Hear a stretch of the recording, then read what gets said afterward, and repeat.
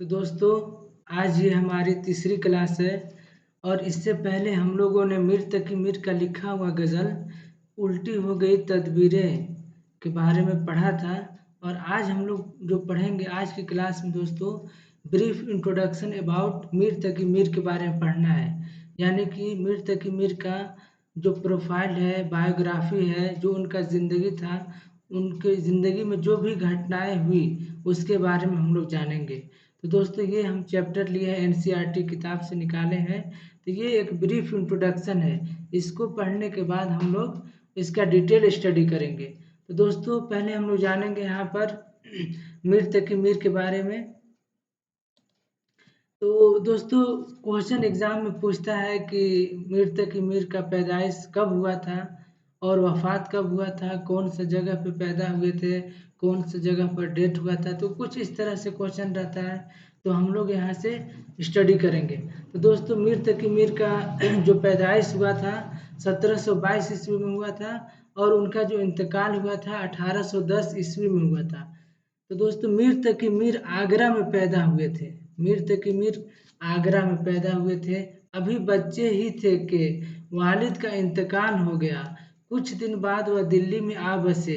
दिल्ली की जिंदगी में जब इंतशार पैदा होने लगा तो मीर तलाशे मास में लखनऊ चले गए। बाकी जिंदगी बाकी जिंदगी लखनऊ में ही गुजारी और वहीं पे इंतकाल हुआ। मीर क्लासिकी उर्दू गज़ल के एक बड़े शायर थे। वह उर्दू गज़ल के इमाम समझे जाते थे। सादा और आम फहम अल्फाज में सोज व गदाज की कैफियत पैदा करने में मीर का कोई सानी नहीं। गज़लों के अलावा वह शायरी की दूसरी असनाफ में भी उन्होंने खूब जौहर दिखाए हैं। उनकी मशनवियों बहारे इश्क, शोले इश्क और दरियाए इश्क को भी बहुत शोहरत मिली है। ये कुछ मीर का मशनवी है दोस्तों।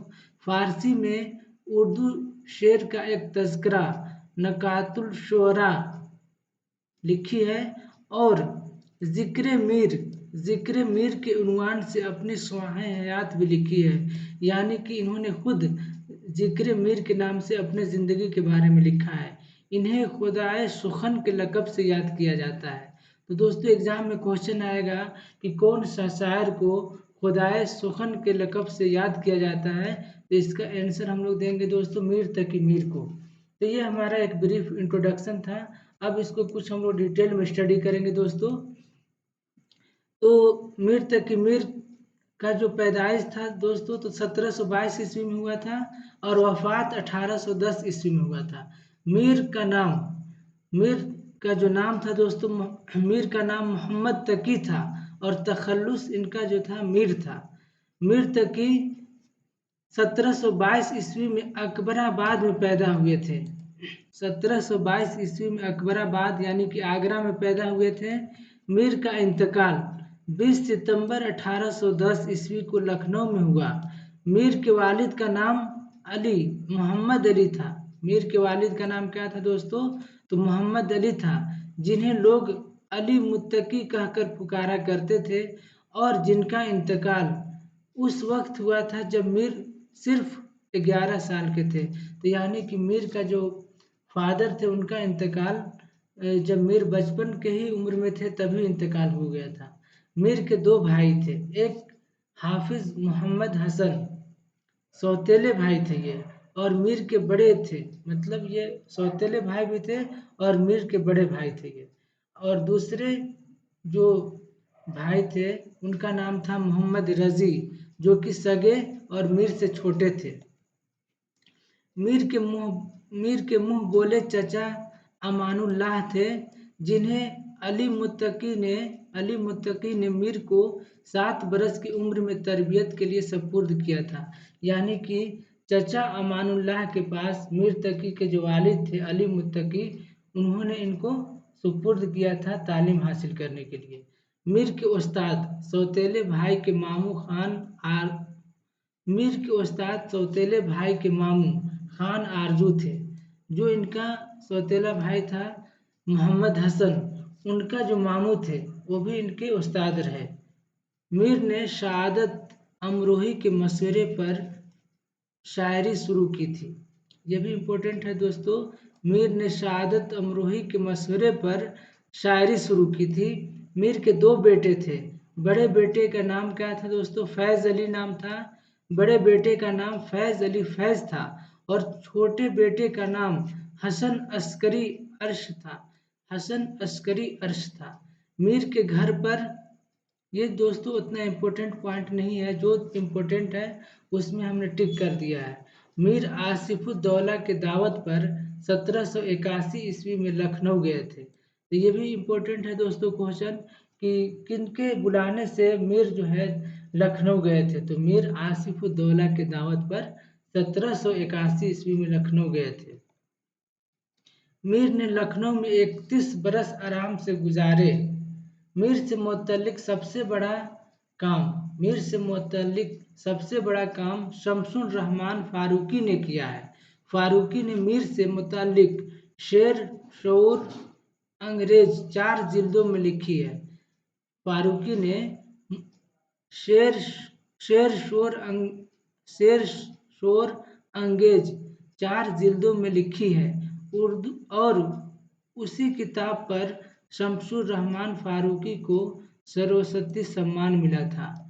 मीर तकी मीर के वालिद मीर को नसीहत किया करते थे कि बेटा इश्क करो, इश्क ही इस कारखाने हस्ती का चलाने वाला है, बगैर इश्क के जिंदगी वबाल है, इश्क में जी जान की बाजी लगा देना ही कमाल है, इश्क ही बनाता है, इश्क ही जला कर कुंदन बना देता है। दोस्तों मतलब ये हुआ कि दिन में उन्होंने इनको, मीर के जो वालिद थे उन्होंने मीर को नसीहत किया कि मतलब इश्क करो और इश्क ही इस कारखाने हस्ती को चलाने वाला है।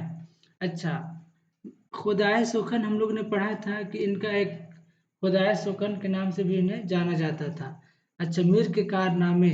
मीर के कुल 7 दीवान हैं, जिनमें से 6 उर्दू में हैं और एक फारसी में है।